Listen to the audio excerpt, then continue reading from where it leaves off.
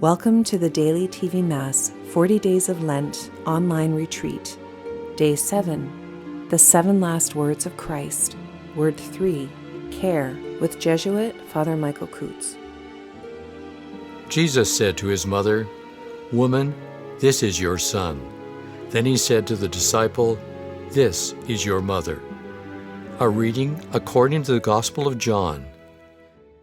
Meanwhile, standing near the cross of Jesus were his mother and his mother's sister, Mary, the wife of Clopas, and Mary Magdalene. When Jesus saw his mother and the disciple whom he loved standing beside her, he said to his mother, "Woman, here is your son." Then he said to the disciple, "Here is your mother." And from that hour the disciple took her into his own home. For the evangelist John, the story of the Passion focuses on the divinity of Jesus rather than his humanity. As a result, you will not hear about the agony in the garden, the sweat turning into drops of blood, Jesus asking his disciples to watch in prayer, Simon of Cyrene helping Jesus to carry his cross. Jesus is in total control, almost orchestrating the crucifixion. He is dying on the cross in utter pain, totally dehydrated from the loss of blood. Amid all this, as a dutiful son, he takes care of his mother and his disciple. Saint Joseph is noticeably absent.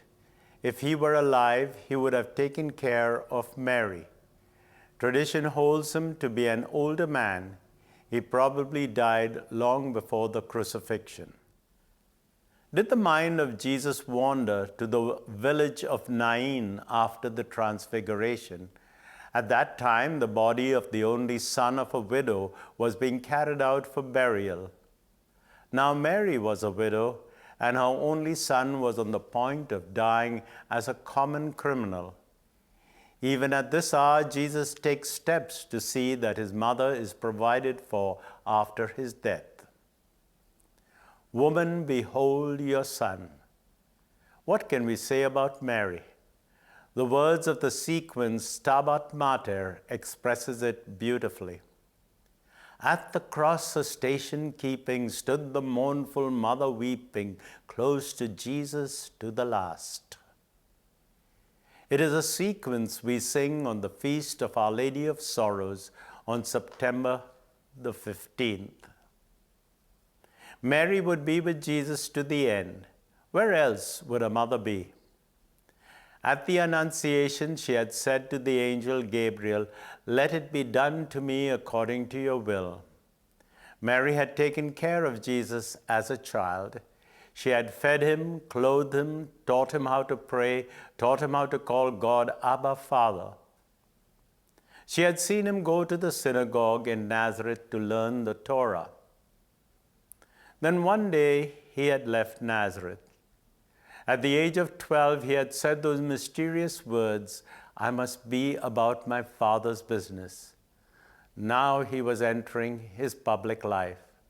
But Mary would never be far from her son. In fact, she was there at Cana when Jesus turned the water into wine.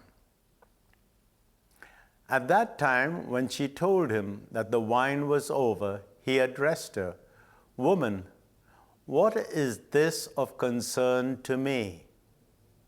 Now on the cross he addresses her in the same manner, "Woman, behold your son," as he entrusts her care to his beloved disciple John. "Woman, behold your son." Even in his dying moments, Jesus was thinking of those who believed in him, those who would carry the cross following in his footsteps. He committed John and the church into the hands of his beloved mother. "Woman, behold your son." "Woman, behold your son, Jesus." She had seen him take his first steps. She had seen him fall. He had cried not with pain, but with shock. She picked him up and wiped away his tears.